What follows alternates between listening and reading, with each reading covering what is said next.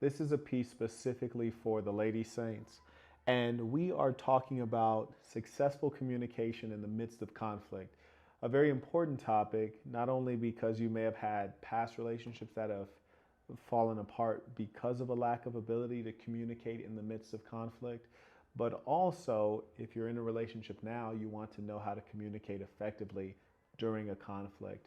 And not only will I talk about some strategies, I'll give you a short story to kind of illuminate some of the points that I'm talking about, and then I'll go through some types of thinking that are quintessentially female and quintessentially male, and how we can come together at a middle ground to make sure that communication is effective. So the first story I want to give you to kind of start this topic of successful communication in the midst of conflict. It's a story about a Jewish woman I knew many years ago. She lived in Hollywood, very feminine woman. And I remember when I met her, we started talking, and then she brought up that she was dumped by her ex-boyfriend, which I thought was funny. And I said, no kidding. I was like, how'd you end up getting dumped? What was the reason? She says, no reason. There was no good reason. And that's when I had to become a little bit suspicious of her. And I said, well, no reason? Gee, that's strange. People generally don't get dumped for no reason. Would you tell me a little more about that? And then she says, yeah, sure. Now, mind you, I think this is a perfectly good reason. You be the judge. Let me know what you think in the comments. So there are times when men completely lose it or lose patience, and that's because of you and the male being very out of line communication-wise. The story I'm going to describe, in my perspective, it shows that she and he were so out of line that it caused him to just lose it and kind of flip out. And that is something that in this case I believe was preventable. So here's the experience that got this girl dumped. Now let's just say her name is Jeannie and let's say his name is Biff. Let's go into the situation. So Biff relents. Jeannie, let's just agree to disagree. Jeannie agrees. Yeah, okay, agree to disagree. There are a couple beats of silence, and then she says, maybe it'd be good if we get out, get some food.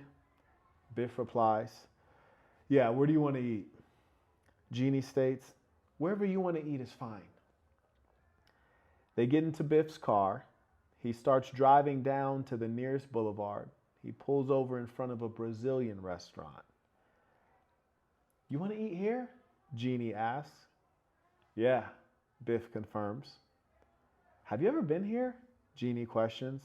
No, Biff replies, clicking the button to unlock the car doors. Wait, let me check out the reviews on Yelp, Jeannie says, pulling out her iPhone. What? Biff says in annoyance. We don't even know if this is a good restaurant. Let's at least look at the reviews first, Jeannie says, navigating to the Yelp app without even looking up.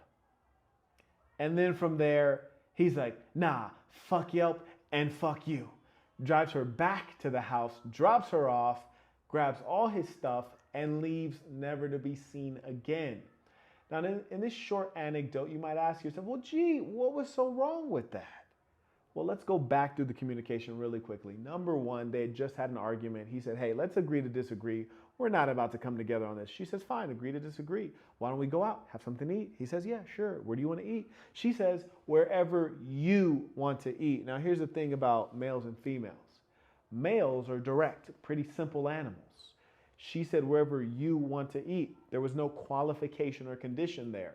So he got in the car, already being frustrated, says, whoop, there's a place. It's called a restaurant. It has food. We're going to eat there. Then all of a sudden she's like, well, let's look at the Yelp reviews. We can't just walk in there like that. And he's like, bitch, Yelp reviews, bitch.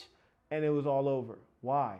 Because she essentially lied in that she said, wherever you want to eat. At the point in which you're pulling out Yelp reviews, this is no longer about Biff's preference. It's about your preference. So you lied. Now, let's ask ourselves about female and male thinking. I want to point out a couple differences. Number one, male thinking, one-track mind. That's what my grandmother used to say. Mark, you have a one-track mind.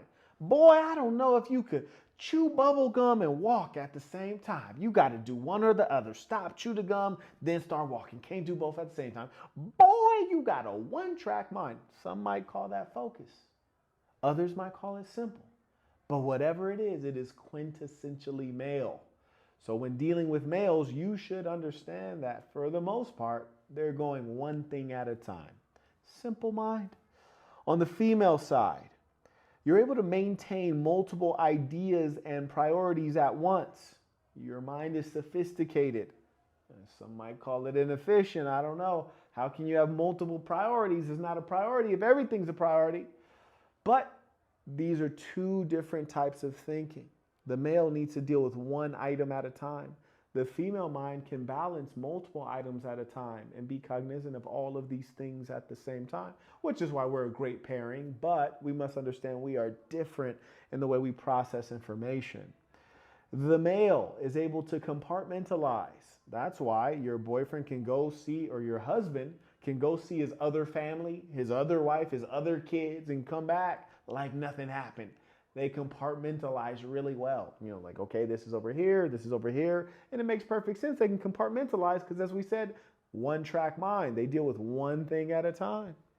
Women have integrated thinking, which is why you care about all these different things all at the same time. Even when your man's not with you, you want to know where he is, what he's up to, where's he going, where'd you spend your time? He's not with you, why does it matter? But it does matter because women have integrated thinking. General approach in disagreement and analysis. Now let's talk on the male side and the female side. On the male side, on the man side, in this case, it's cold logic. If you're dealing with a man, when there's conflict, he wants to say, okay, hey, here's what happened in a rational sense, objectively, this is what happened. Let's study it and let's draw some conclusions on next steps. He's trying to be as detached as possible and figure out and think through the problem. Women are warm emotion. Male, or I should say man, cold logic. Woman, warm emotion. Well, yeah, sure, the woman's fine analyzing the situation, and surely women will analyze the crap out of the situation, but there has to be some emotion there, right? Like they have to think about how they felt about the things that happened. How did the guy feel? How did I feel? Everything has to involve the wholeness of the emotional being of the woman. Even when the man is talking to the woman during the conflict, how's his tonation? And when the woman's responding to the man, surely her emotion is coming through in her tonation, which will not help the communicative process, because when you're going through a conflict, well, ideally, you want to try to stand as far back from the situation as possible so that you can get some mutual understanding. When your emotions are in there, it'll be a little harder. And frankly, the guy is, if he disagrees with you, in his mind, your emotions are not valid anyways at that point, right? If he thinks you're wrong and you feel hurt, he doesn't really care that you're hurt because he's concerned with the fact that you're wrong, the logic of the situation. Now, the question is, what strategies can you use to improve conflict communication with a man? Well, number one, listen and confirm your understanding of the issue. If the man says, hey, this is the problem I see, you don't have to agree with him, but it's important to recount or restate what he said to let him know, hey, I'm listening to you. I heard you out. And confirm that you understand the issue from his perspective. That'll make him feel like you heard him out. That'll make him feel like you can see it from his perspective, that you understand the logic, whether it's true or false. This is a great strategy for bringing him into the conversation, right? Making sure that he's like ready to partake in this conversation. You've kind of buttered him up. Number two, stay laser focused on the immediate issue or topic. Now, females, as I said, you have so many different things on your mind. Sometimes you're dealing with one conflict with a man, and then you're bringing up other things that are unrelated. Well, nothing will take him out of cold logic quicker and turn him into a very angry man than you going away from the actual conversation at hand, which is a red herring, right? It's a logical fallacy. It's like just getting distracted. So when you do that, that's going to piss them off. So try not to do that. Also, you'll never solve the issue at hand if you're talking about 30 different issues at the same time. Let me give you an example. So say your man, you ask him to take out the trash.